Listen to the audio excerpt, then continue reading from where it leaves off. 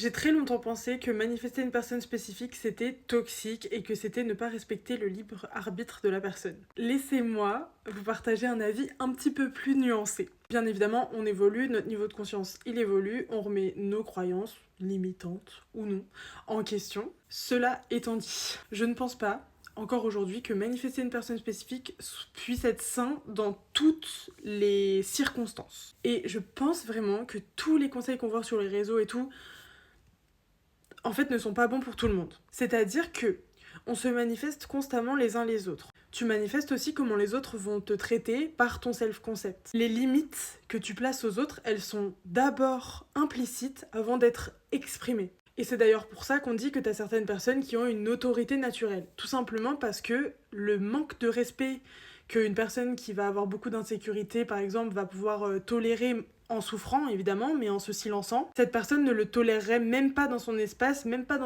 énergétique, et c'est pour ça que personne n'oserait, ne serait-ce que lever la voix sur eux ou leur manquer de respect. Exemple, voilà, je te donne un exemple. 1 minute 11 au moment où je dis ça, je vais aller au bout de ma pensée. Donc je pense que ça peut être sain d'avoir conscience du fait que tu manifestes un peu comment les gens vont se comporter avec toi, etc.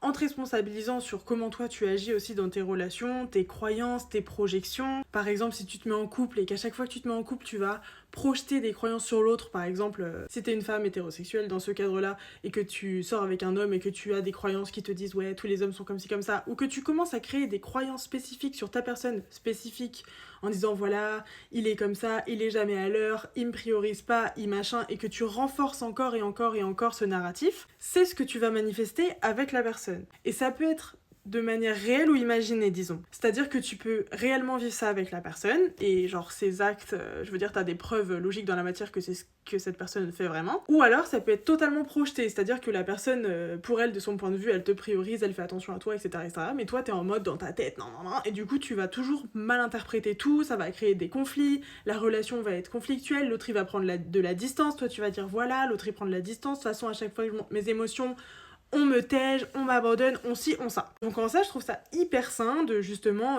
manifester en conscience tes relations, tu vois. Par contre, dans le cadre où on est sur une personne qui ne veut pas de toi, ou qui te rejette pour une érection... Pour une érection... Je vais le laisser parce que c'est hilarant. Ma fourche à languer, d'accord? Pour une réaction... C'est ça que je voulais dire? Attends... Ok, j'ai tellement bugué qu'il a fallu que j'aille voir qu'est-ce que j'étais en train de dire. Pour une raison ou une autre... En gros, parce que c'est souvent ça, tu vois, c'est en mode soit la personne t'a quitté et t'arrives pas à accepter la séparation, ou une personne n'est pas prête à s'engager et t'arrives pas à accepter ça et tu veux la faire s'engager en fait. Tu veux manifester que la personne elle change son comportement, genre. Donc si tu le fais en te disant ok je manifeste mes relations, pourquoi j'ai manifesté ça, ok j'ai un pattern de pas être choisi, je vais travailler dessus, ce qu'on fait dans mon workbook I'm the prize by the way, en lien dans ma bio, ça tu te responsabilises, c'est ok. Par contre tu acceptes et tu lâches prise de comment l'autre agit ou n'agit pas, tu vois. Parce que si tout ton processus de manifestation et l'application, donc pour moi le problème il est toujours dans l'interprétation et l'application des lois et pas forcément dans les lois en elles-mêmes. Donc si dans ton application tout ce que tu fais dans ta manifestation, c'est en mode pour changer son comportement à cette personne précisément, et que par exemple, je sais pas moi, cette personne s'est remise en couple ou est en couple, et du coup, bah, n'est pas intéressée par toi, ou t'as mis une limite en mode, bah, j'ai pas envie d'explorer cette attraction qu'il y a ou il n'y a pas, ou qui est unilatérale ou pas, tu vois, mais bref, c'est circonstanciel, ça dépend pour chacun dans quelles circonstances vous êtes avec la personne, mais si t'as aucun respect pour ça, et que tu te dis, dans tous les cas, personne n'a de libre arbitre, moi je m'en bats les couilles, personnage principal, blablabla, et qu'en fait tu perds tout respect pour la vie humaine, les autres, leurs émotions, et que tout ce qui t'intéresse c'est de contrôler l'environnement et de contrôler le comportement de cette personne pour qu'elle fasse ce que toi t'as envie de faire.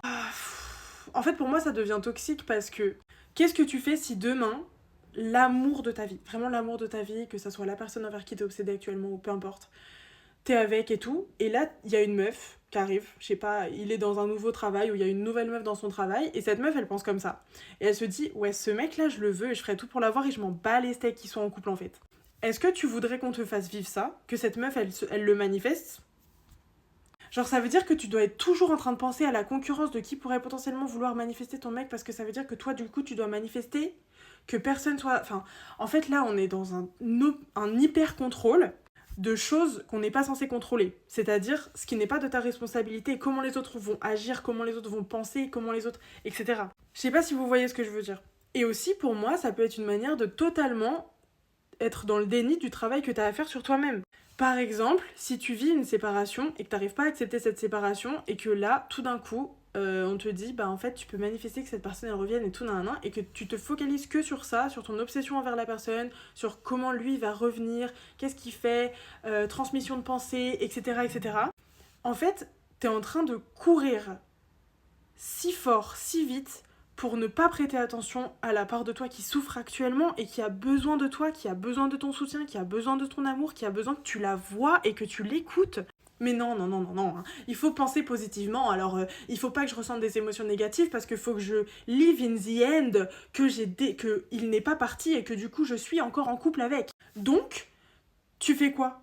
Tu ignores complètement tes émotions négatives? Tu t'engueules intérieurement parce que ah mais non, je dois pas penser que parce qu'en fait sinon je vais manifester que? En fait, ça devient hyper toxique à ce moment-là, tu vois. Pour moi, de mon point de vue, hein. Après, je sais qu'il y a des gens qui vont pas être d'accord avec moi. Vous savez quoi? Épiloguez dans les commentaires autant que vous voudrez, ça me fait de la thune. Mais moi, je suis juste pas d'accord. Je pense qu'il y a des limites au respect d'autrui. Je pense que, voilà, tu peux être le personnage principal de ta vie. Et j'en parlais, je sais plus dans quelle vidéo j'en parlais. Mais bref, une de mes vidéos là qui est pas un tirage avant celle-là. Où justement, je disais, t'es le personnage principal de ta vie parce que personne va vivre ta vie en marchant dans tes chaussures. Ça, c'est vrai. Par contre, si ça devient de l'hyper-narcissisme, genre il y a que moi, je suis le nombril du monde et en fait les autres j'en ai rien à foutre, là ça devient problématique. De toute façon, moi, tout ce qui est de près ou de loin dans la culture du narcissisme, je ne peux pas. Vraiment, je ne peux pas. Et j'ai une énorme blessure d'injustice, donc je sais que ma réaction émotionnelle en lien avec ça, elle est liée à ça et à mes problématiques personnelles. Donc je ne projette pas ça. Par contre, c'est vrai que, voilà, moi je me questionne un petit peu sur parfois l'interprétation qu'on peut avoir de certaines lois, les messages qu'on transmet et qui font le plus le buzz, etc., etc. Et un peu l'image de la manifestation ces dernières années, genre, pour avoir commencé il y a longtemps, entre guillemets, je sais pas, je suis un peu déçue. Un peu déçue, je raisonne pas particulièrement avec ça et je pense que j'ai le droit aussi de m'exprimer, comme tout le monde. Donc c'est ce que je fais aujourd'hui. Et si ça vous résonne, si ça vous aide et tout, n'hésitez pas. Mais dans tous les cas, rappelez-vous que peu importe sur qui vous tombez, que la personne se dise coach en manifestation, qu'elle se dise cartomancienne, qu'elle se dise médium, qu'elle se dise tout ce que vous voulez, Pierre-Paul Jacques, vous êtes responsable de votre vie.